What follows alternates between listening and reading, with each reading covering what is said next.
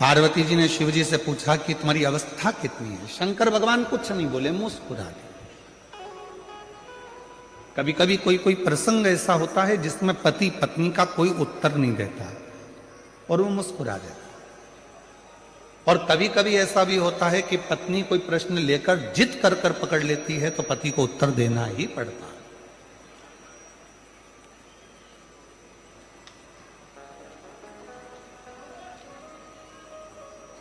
कभी कभी ऐसा भी होता। तो पार्वती जी ने हाथ जोड़कर कहा कि तुम्हारी अवस्था कितनी है, तुम्हारी उम्र कितनी है। शिव जी कुछ नहीं करते, मुस्कुरा देते हैं, हंस देते हैं, पर शंकर भगवान कोई उत्तर नहीं देते। फिर पार्वती जी ने वापस पूछा, फिर पुनः पूछा, तुम्हारी उम्र कितनी है, कितनी उम्र? उत्तर नहीं।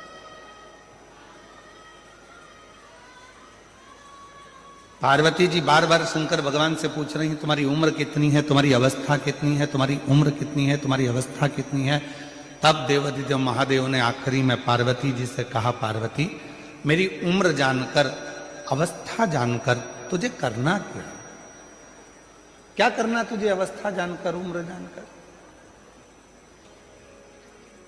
शिव जी बोले, सुन पार्वती, मनुष्य की अवस्था कितनी भी हो, उम्र कितनी भी हो, पर हृदय हमेशा उसका जवान होना चाहिए, मन उसका युवान होना चाहिए। क्योंकि 80 साल की उम्र में भी अगर वो काम कर रहा है, 70 साल की उम्र में भी काम कर रहा है, और उसका मन अगर जवान है, उसका हृदय अगर युवान अवस्था का है, तो फिर वो धोखा नहीं खा सकता। अपने कर्म को पूरी लगनता से करता जाता, पूरी लगन।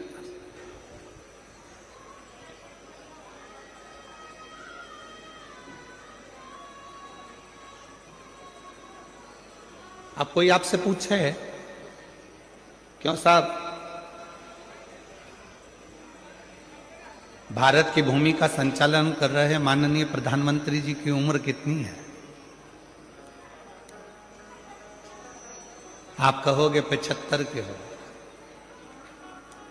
पर आज का नव युवक लड़का जितनी बजे अपना कमरा नहीं छोड़ पाता, उससे पहले माननीय प्रधानमंत्री जी नरेंद्र भाई मोदी जी अपना भवन छोड़कर जनमानस के बीच में पहुंच जाते हैं। इसको कहते हैं अवस्था नहीं देखना, भीतर की युवानता देखना।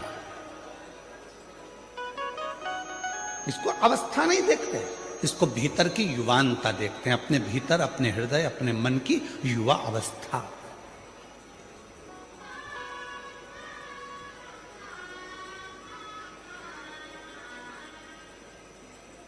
बुढ़ापा नहीं देखा। कोई ऐसे भी होते हैं कि 60-65 में, आप लोगों में भी कई माताएं ऐसी बैठी होंगी, कई भाई ऐसे बैठे होंगे जो 25 बार घर में कह देते होंगे, अब तो अवस्था हो गई रे, अब कमर से बनता नहीं, अब तो ये पाँव बहुत दुखे, हमारा घोड़ा बहुत बहुत दुखता है, अब ये पाँव, अब मुझसे चलते बनता नहीं। अब तुम 60 की, 65 की, 55 के, 50 के, कई बहुएं तो 40 साल की, 35 साल की, तो भी उनकी कहीं कमर दुख है, कहीं सिर दुख है, कहीं कोहनी दुख है, कहीं हाथ दुख है, कहीं नेत्र दुख है। दिन भर उनका कुछ ना कुछ दुखता रहता है। तो जरा विचार करिएगा महाराज, भीतर से वो अवस्था से बूढ़ी नहीं हो रही हैं, वो भीतर से बूढ़ी होती चली जा रही हैं। और शिव महापुराण की कथा कहती है, शंकर की कथा कहती है, शंकर भगवान कितने साल के हो गए, अवस्था कितनी हो गई, किसी को नहीं मालूम। परंतु शंकर भगवान के हृदय की तरुणाई, शिव जी के हृदय की युवान अवस्था कभी खत्म नहीं होती। वो लगनता से अपने कर्म के प्रति जागरूक बने रहते।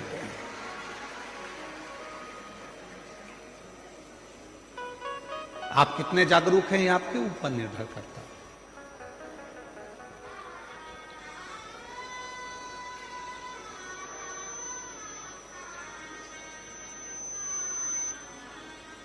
कोई 40 साल में ही पूरा बूढ़ा मान लेता है अपने आप को, कोई 50 साल में ही अपने आप को पूरा बूढ़ा मान लेता है, कोई 60 साल में अपने आप को बुजुर्ग मान लेता है, कोई 70 साल में आकर बुजुर्ग मान लेता है, और कोई ऐसा भी है जो 80, 85, 90 में भी पहुंचने के बाद अपने आप को बूढ़ा नहीं मानता, अपने काम की लगनता में लगा रहता है और अपने हृदय को युवान अवस्था में रखता है। अपने भीतर की युवान अवस्था वो खत्म ही नहीं होने देता।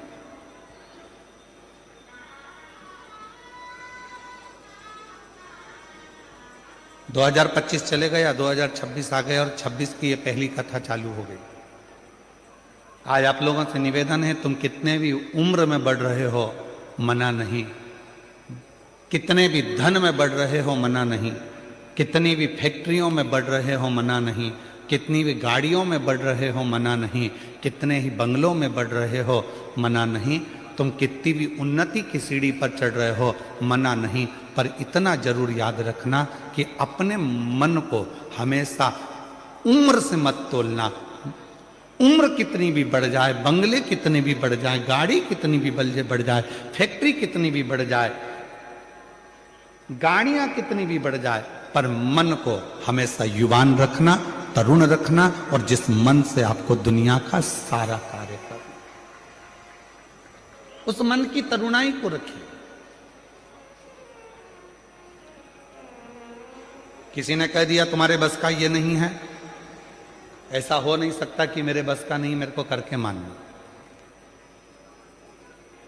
किसी ने कह दिया तुम ये नहीं कर सकते, क्यों नहीं कर सकते?